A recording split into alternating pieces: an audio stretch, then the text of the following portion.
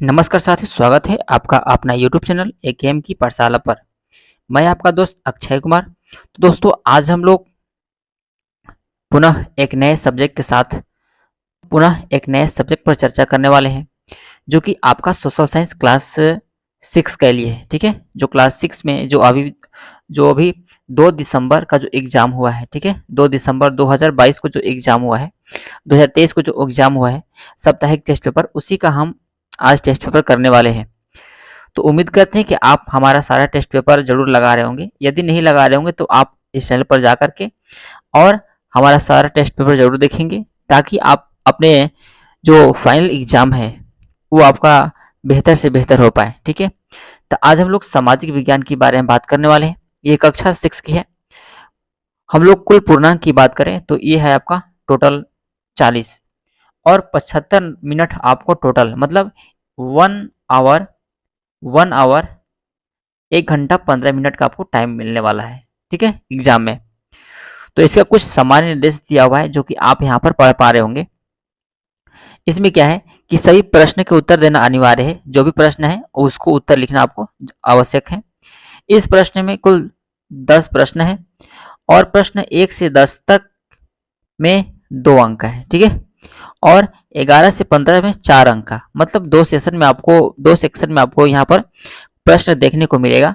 एक तो आपको 1 से 10 तक, जेकरा में कि प्रत्येक प्रश्न 2 अंक का रहेगा, और एक अगला स्टेप जो है 1 से 15 11 से 15 तक, जो कि आपका प्रत्येक प्रश्न 4 अंक का रहेगा, है ना। इस तरह से टोटल प्रश्न आपको जो पूर्णांक मिलता है आपको, ये 40 पूर्णांक मिलता है। ठीक है, इसमें क्या है कि गलत उत्तर के लिए कोई ऋणात्मक अंक नहीं है, इसलिए क्वेश्चन बनाने से आप डरे नहीं। उस क्वेश्चन को पूरी विस्तार पूर्वक करें और उसको समझें। नेक्स्ट, अब हम लोग बात कर लेते हैं परीक्षा की समाप्ति से पहले किसी भी परीक्षार्थी को परीक्षा कक्ष से बाहर जाने की अनुमति नहीं है। तो ये सब कुछ सामान्य निर्देश था। तो आई होप आप इसको समझ गए होंगे। नेक्स्ट देखिए, यहाँ पर प्रश्न संख्या हम लोग देखते हैं। डायरेक्ट प्रश्न पर बात करते हैं। प्रश्न एक क्या है कि संस्कृत किस भाषा के परिवार का हिस्सा है। ठीक है, संस्कृत किस भाषा परिवार का एक हिस्सा है। तो दोस्तों, इसका आंसर की हम लोग बात करें तो जो भारोपीय परिवार है, ठीक है, जो भारोपीय भाषा परिवार के जो ये परिवार है, उसी का यह संस्कृत भाषा है। ठीक है, तो यहाँ पर इसका आंसर जो होगा ये भारोपीय भाषा परिवार। नेक्स्ट, हम लोग प्रश्न की बात करें, प्रश्न संख्या 2। ठीक है, प्रश्न संख्या 2 क्या कहता है कि सबसे पुराना वेद कौन सा है। यदि आप इस प्रश्न का उत्तर जान रहे होंगे तो निश्चित रूप से आप हमें कमेंट बॉक्स में बताएंगे। तो इसका आंसर की हम लोग बात करें तो इसका आंसर जो होगा आपका ऋग्वेद। क्या होगा? Rigveda is the right answer, यानी ग इज द राइट आंसर होगा। ओके, इसमें सूक्त की हम लोग बात करें तो इसमें आपका टोटल सूक्त जो है 1028 को है। क्या है? 1028। ठीक है, और वेद का जो अर्थ की हम लोग बात करें तो इसका स्तुति ज्ञान। क्या है? स्तुति ज्ञान इसका अर्थ है। स्तुति ज्ञान इसका अर्थ है। ओके, तो उम्मीद है कि ये समझ में आपको आ गया होगा। नेक्स्ट प्रश्न है कि हम लोग बात करें कि महापाषाण का अर्थ क्या होता है। तो दोस्तों, यहाँ पर आपको पढ़ने के से पाषाण का मतलब होता है पत्थर, ठीक है, चट्टान, और महा का मतलब बड़ा चट्टान। तो इसका जो आंसर जो होगा आपको समझ गए होंगे कि इसका आंसर जो होगा आपका बड़ा चट्टान, खा is the right answer. Next प्रश्न की हम लोग बात कर लेते हैं, प्रश्न संख्या 4।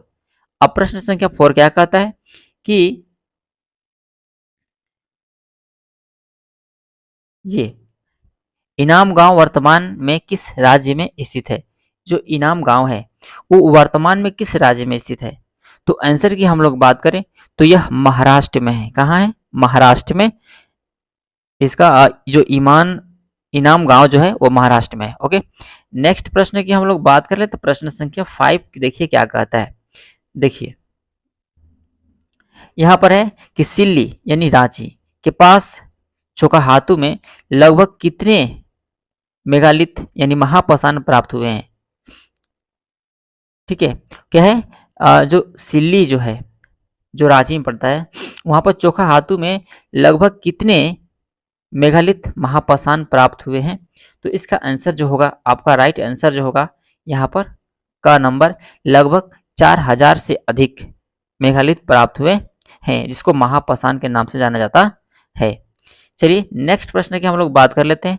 तो यदि आप किसी स्थान पर पहुंचना चाहते हैं, समझिएगा, यदि आप किसी स्थान पर पहुंचना चाहते हैं तो उस रास्ते की जानकारी हेतु कागज पर जो नक्शे बनाए जाते हैं उसको क्या कहा जाता है? ठीक है, तो इसका जो आंसर होगा,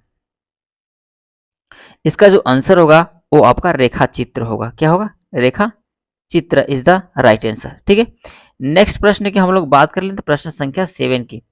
प्रश्न संख्या 7 क्या कहता है, देखिएगा, एक छोटे क्षेत्र का बड़े पैमाने पर खींचा गया जो रेखा चित्र होता है उसको क्या कहते हैं?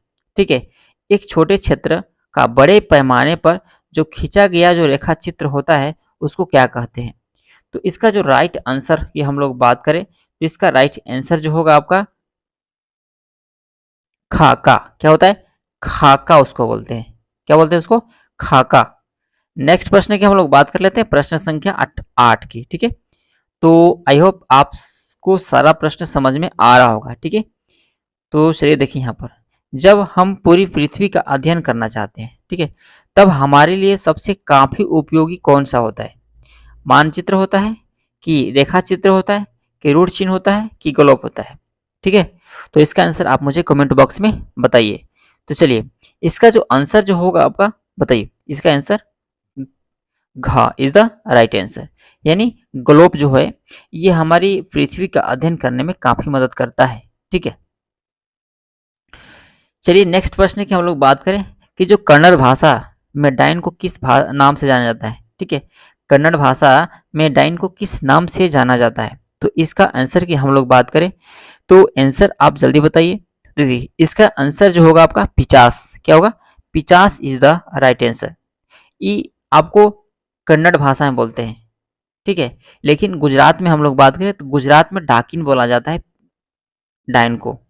डायन को क्या बोला जाता है? डाकू बोला जाता है। ओके, नेक्स्ट प्रश्न की हम लोग बात कर ले, प्रश्न संख्या 10। अब प्रश्न संख्या 10 क्या कहता है? प्रश्न संख्या 10 क्या कहता है कि डायन बिसाहा का कोई अस्तित्व नहीं होता है, ये महज है क्या? सामाजिक कुरीति, अंधविश्वास कि का औखा दोनों, कि इनमें से कोई नहीं? चलिए जल्दी से आप मुझे कमेंट में आंसर बताएंगे। तो इसका आंसर जो होगा आपका कि जो डायन बिसाहा का कोई अस्तित्व नहीं है, ये महज सामाजिक कुरीति और अंधविश्वास दोनों है। ठीक है, तो इसका आंसर ये ग इज द राइट आंसर। यानी 10वां का जो आंसर होगा आपका वो आपका क्या होगा? ग, यानी क और ख दोनों होगा। चलिए, अब कुछ लघु उत्तरीय प्रश्न है, हम इस पर चर्चा कर लेते हैं। आई होप आपको सारा वीडियो, सारा जो क्वेश्चन जो है समझ में आ गया होगा। तो चलिए यहाँ पर प्रश्न संख्या 11 देख लेते हैं। ऋग्वैदिक काल में बलि शब्द का जो प्रयोग किन अर्थों में होता है? ठीक है, तो देखिए, बलि का शब्द का जो ऋग्वेद में अर्थ है वो आपका एक आहूत, क्या बोलते हैं इसको? आहूत बोला जाता है। ठीक है, आहूत, एक आहूत या एक उपहार के रूप में देखा जाता है। उपहार के रूप में इसको देखा जाता है। ठीक है, या इसको प्रसाद के रूप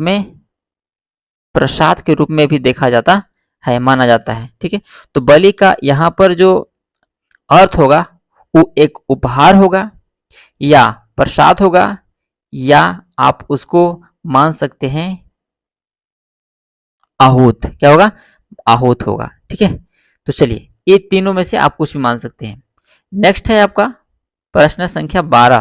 प्रश्न 12 क्या कहता है कि वेद कितने हैं? वेद कितने हैं उनका नाम बताना है। तो देखिए, वेद आपका 4 है। कितना है? वेद आपका 4 है। एक है आपका ऋग्वेद। क्या है? ऋग्वेद। चलिए इसको हम रिलेट करते हैं और लिखते हैं यहाँ पर ऋग्वेद। ठीक है, ऋग, एक है आपका ऋग्वेद। ओके, और एक है आपका यजुर्वेद। यजुर यजुर्वेद, एक हो आपका सामवेद, सामवेद, ओके, और एक है आपका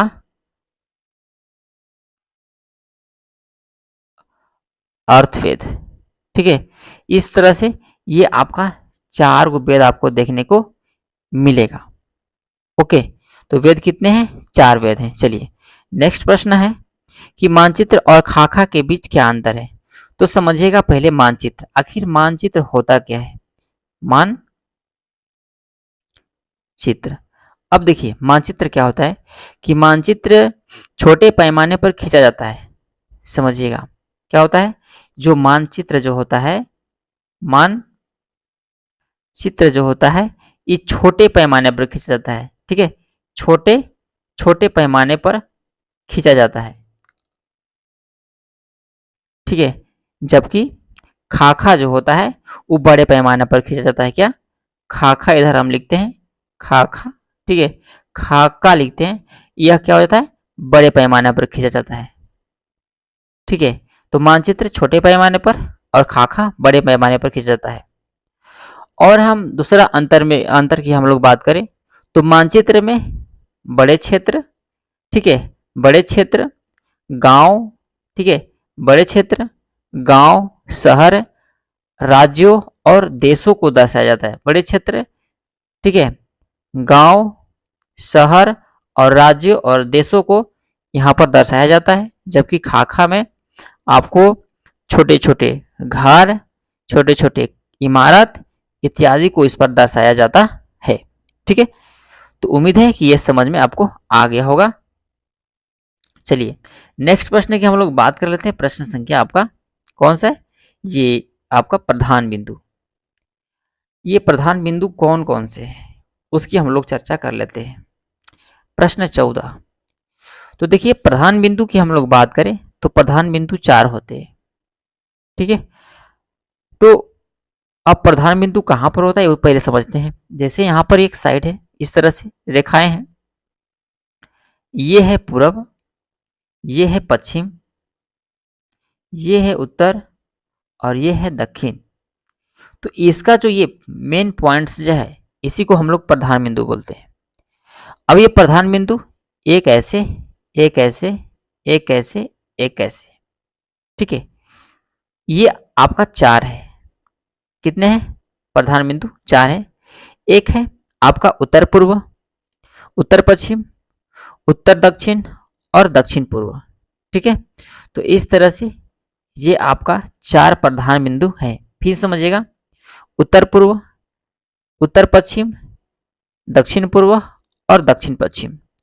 ओके, तो 4 प्रधान बिंदु आपको समझ में आ गया होगा। चलिए नेक्स्ट देख लेते हैं हम लोग प्रश्न संख्या ये 15, जो कि इस वीडियो का लास्ट है क्वेश्चन से। डायन कुप्रथा को जड़ से निमिटाने के लिए झारखंड सरकार की ओर से कौन से कदम उठाए जा रहे हैं?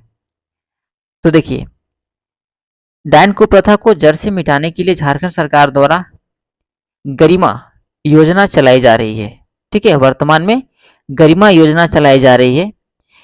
इसमें क्या होता है कि पीड़ित व्यक्तियों को चिन्हित करके सखी मंडल से जोड़ा जाता है। मतलब जो भी इसमें डायन है, ठीक है, उसमें उसको क्या करते हैं, सखी मंडल में उसको चुन करके और उसको सखी मंडल में जोड़ा जाता है और उन्हें स्वावलंबी बनाया जाता है।